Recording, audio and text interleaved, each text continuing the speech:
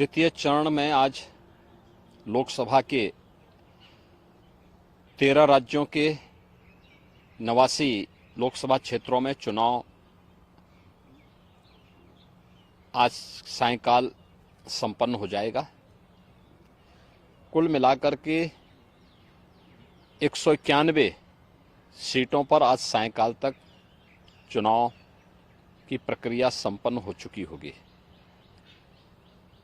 देश के अंदर जो उत्साह है, देश के अंदर लोगों के मन में मोदी जी के 10 वर्ष के कार्यों को लेकर के जिस प्रकार की उमंग है, एक सकारात्मक माहौल है, उसको देखते हुए हम कह सकते हैं कि प्रधानमंत्री मोदी जी के कार्यों को जनता जनार्दन का पूरा आशीर्वाद प्राप्त हो रहा है और पूरे देश के अंदर फिर एक बार मोदी सरकार के संकल्प को पूरा करने में मदद मिलेगी। देश कार्य को देखना चाहता है और मोदी जी ने 10 वर्ष में देश को एक नई दिशा दी है। 10 वर्ष का उनका एक कार्यकाल देश भारत के स्वतंत्र भारत के इतिहास का यह एक स्वर्णिम युग है, स्वर्णिम कार्यकाल है। हर एक सेक्टर में देश ने कुछ नया करके दिखाया है और भारत आज दुनिया के अंदर एक धमक के साथ, तेजी के साथ बढ़ती हुई अर्थव्यवस्था के रूप में भी स्थापित हुआ है। इसलिए उसका लाभ भारतीय जनता पार्टी को प्राप्त होगा और मेरा यह मानना है कि मोदी जी के नेतृत्व में 4 जून को जब परिणाम आएंगे तो प्रचंड बहुमत के साथ भारतीय जनता पार्टी और एनडीए की सरकार फिर से तीसरी बार मोदी जी के नेतृत्व में बनेगी। मुख्यमंत्री जी, ये देखा जा रहा है कि इन चुनावों में भी जो विकास के मुद्दे थे वो धीरे धीरे गायब होते जा रहे हैं। उनकी जगह इतर नए इश्यूज और नॉन रेलिवेंट इश्यूज हम कह सकते हैं कि वो अपनी जगह लेते जा रहे हैं। ये मुद्दे कहाँ से आ रहे हैं, आप किस तरीके से देखते हैं? देखिए, ये कहना कि चुनाव में नॉन रिलेवेंट मुद्दे आ रहे हैं, मैं पूरी तरह सहमत नहीं हूं। चुनाव की शुरुआत में हम लोगों ने मोदी की गारंटी, जो विकास, सुशासन और सुरक्षा से जुड़े हुए थे, इन्हीं मुद्दों को हम लोगों ने जनता जनार्दन के सामने रखा था और पहला चरण इसी दिशा में आगे बढ़ा था। लेकिन इसी दौरान पहले चरण के ठीक पहले कांग्रेस और इंडी गठबंधन का जो सबसे बड़ा जो सहयोगी है वह कांग्रेस पार्टी का घोषणा पत्र सामने आ गया। कांग्रेस पार्टी ने अपने मैनिफेस्टो में जिन बातों का उल्लेख किया है वह भारत जैसे दुनिया के सबसे बड़े लोकतंत्र के लिए एक बहुत खतरनाक संकेत करता है। और चूंकि कांग्रेस का इतिहास इस पूरे मामले में हमेशा संदिग्ध रहा है, तो स्वाभाविक रूप से ये मुद्दे प्रासंगिक हो जाते हैं। हमने विकास के मुद्दे पर पिछले 10 वर्ष में मोदी जी के जो कार्य हुए, इंफ्रास्ट्रक्चर के क्षेत्र में, सुरक्षा के क्षेत्र में, आत्मनिर्भर भारत के लिए गरीब कल्याणकारी योजनाएं थी, इन्हीं मुद्दों को लेकर के हम तो चुनाव में गए थे। लेकिन उनके मैनिफेस्टो ने हमारा ध्यान आकर्षित किया इस ओर। और आपने देखा होगा कांग्रेस के एक सलाहकार के रूप में सैम पित्रोदा, उनका वक्तव्य सबने पढ़ा। कांग्रेस ने इससे पहले यूपीए गवर्नमेंट के दौरान रंगनाथ मिश्रा कमेटी और सच्चर कमेटी की रिपोर्ट कांग्रेस ने की थी। कर्नाटक में कांग्रेस नेतृत्व की सरकार है और कर्नाटक की कांग्रेस नेतृत्व की सरकार ने जिस तरीके से पिछड़े वर्ग के आरक्षण के लाभ में जबरदस्ती मुस्लिमों को घुसेड़ करके और उनके अधिकार में बंदरबांट करने और उसमें लूट करने की शुरुआत प्रारंभ की है, ये सभी संदेह पैदा करता है। एक दूसरा, जो विरासत टैक्स की बात कांग्रेस कर रही है,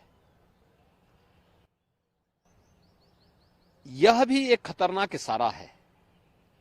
गरीबी, एक झटके में गरीबी हटाएंगे, इसके लिए वे हर संपत्ति का सर्वे करवाएंगे, एक्सरे कराएंगे। इस प्रकार का वक्तव्य कांग्रेस दे रही है। कांग्रेस का मैनिफेस्टो इस बात का उल्लेख कर रहा है और फिर उसके माध्यम से हर एक संपत्ति को ये लोग अपने कब्जे में लेकर के, यानी दोनों चीजें, एक तरफ ये लोग देश के अंदर मजहबी आधार पर देश के विभाजन की आधारशिला रखना चाहते हैं, दूसरी तरफ किसी ने मेहनत से अगर अपनी संपत्ति अर्जित की है, घर बनाया है, कोई प्रॉपर्टी बनाई है, खास तौर पर हमारी माताएं बहनें अपने लिए जेवर खरीदती हैं, उसको ये अपने अधिकार में ले लेंगे। विरासत जो बाप दादों की कमाई है उसका आधा ये लोग हड़प लेंगे। और तीसरा, व्यक्तिगत कानून, पर्सनल लॉ को पुनः लागू करने की बात, 3 तलाक की कुप्रथा को मोदी जी ने समाप्त किया, ये कहते हैं हम फिर से लागू करेंगे।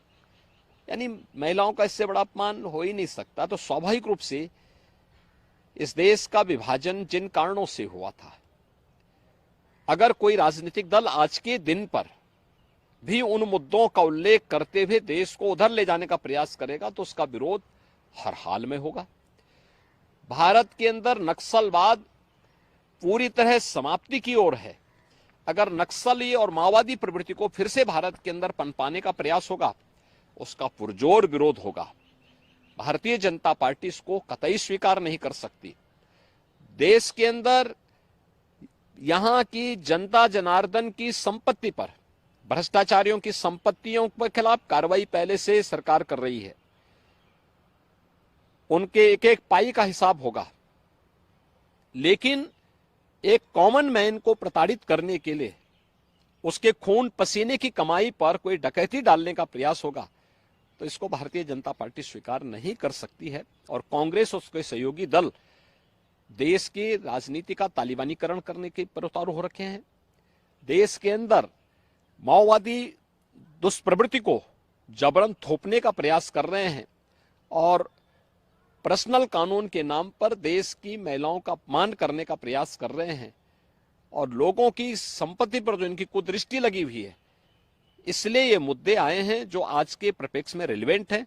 और इन मुद्दों को इसीलिए भारतीय जनता पार्टी पुरजोर तरीके से उठा करके जनता जनार्दन का ध्यान आकर्षित कर रही है कि सत्ता से लोग अभी कोसों दूर हैं, इनकी मानसिकता क्या है आपके प्रति, यह आप देख सकते हैं। और इसीलिए उस पर लगातार सरकार जो है, इस पर जो है लगातार भारतीय जनता पार्टी ध्यान आकर्षित कर रही है जनता जनार्दन का कि जागरूक हो जाओ। ये लोग जिस मनसा के साथ आ रहे हैं, इससे पहले कि इनके मनसा के अनुरूप इन लोगों को सफलता प्राप्त हो, इनके मंसूबों पर पानी फेरने का एक वक्त आपके पास है।